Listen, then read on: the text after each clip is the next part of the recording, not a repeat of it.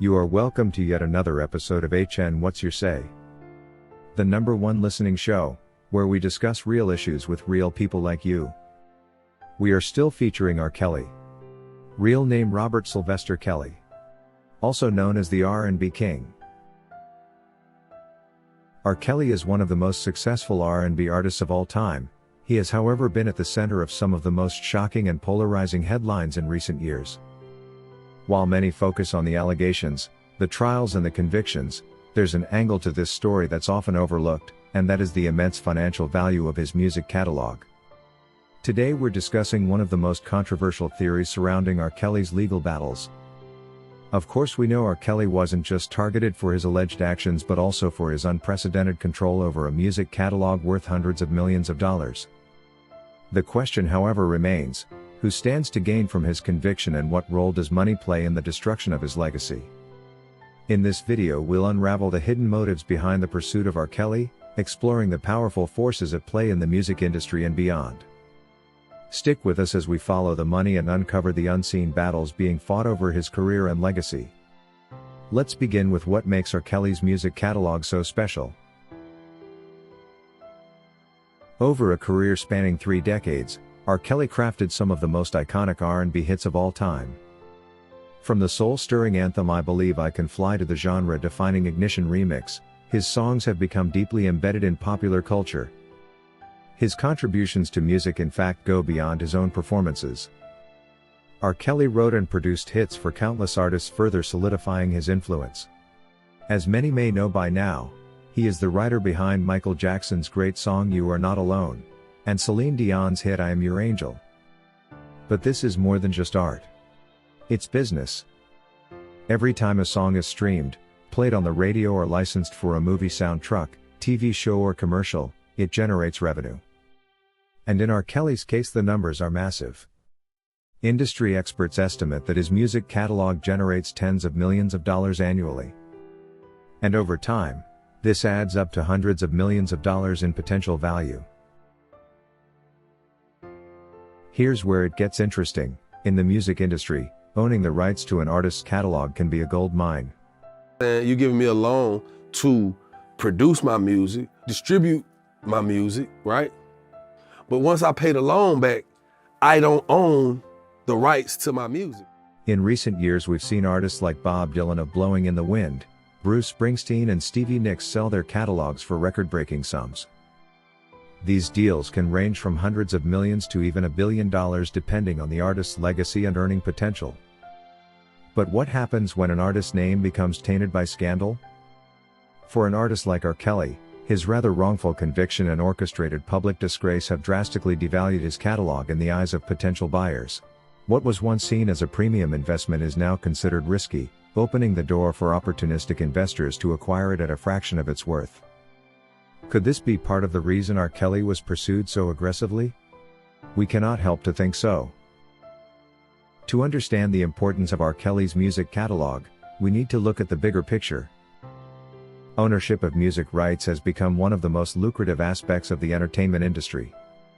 In today's digital age, streaming platforms like Spotify, Apple Music and YouTube have created a constant flow of revenue for music owners.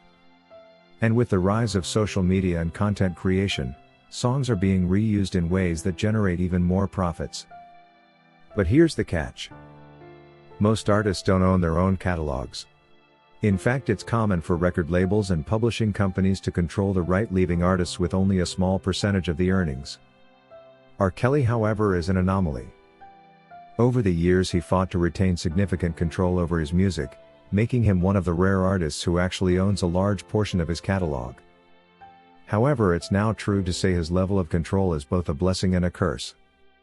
On one hand, it means R. Kelly stood to reap the full financial benefits of his work, and even in his death, his children were to inherit all this revenue.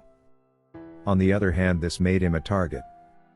Industry insiders have pointed out that artists who hold on to their rights often face immense pressure to sell or to relinquish control. And when that pressure doesn't work, other tactics are used to bring them down. What corporate does is they mislead you. Basically, they're just leveraging your effort. But if you could do the effort, why not own it? So they make you believe that, that you need them. that you need a boss, that you need to work for them. You don't need to own this. You need to pay their kids' bills instead of your own. For R. Kelly's supporters, therefore, this raises an important question. Was his downfall orchestrated by those who wanted to profit from his music? It's no secret that scandals can devastate an artist's career, but they can also create opportunities for others. When an artist is disgraced, their assets, whether it's music, properties or brands, often become vulnerable. In R. Kelly's case, his conviction not only ruined his reputation but also put his music catalog in jeopardy. Now let's consider the timeline. For years R. Kelly faced allegations, yet his music continued to thrive. Radio stations played his songs, fans attended his concerts, and the industry profited from his work. But the tide turned abruptly in the late 2010s. Media campaigns, documentaries and legal actions converged to take him down. Those who are curious to notice the pattern question why it all happened so suddenly after decades of silence. Could it be that R. Kelly became more valuable to certain entities as a disgraced figure than as a successful artist? Once his rather disturbing conviction was secured, his ability to protect his assets was lost, creating an opening for the corporations, labels or individual investors to take control. While we can't say for certain who stands to gain the most, the financial incentives are impossible to ignore. The media also played a significant role in shaping public perception of R. Kelly, but was it purely about justice? Supporters argue that the media's intense focus on his case amplified outrage while overshadowing key nuances. Documentaries like Surviving R. Kelly painted a one-sided narrative, leaving little room for due process.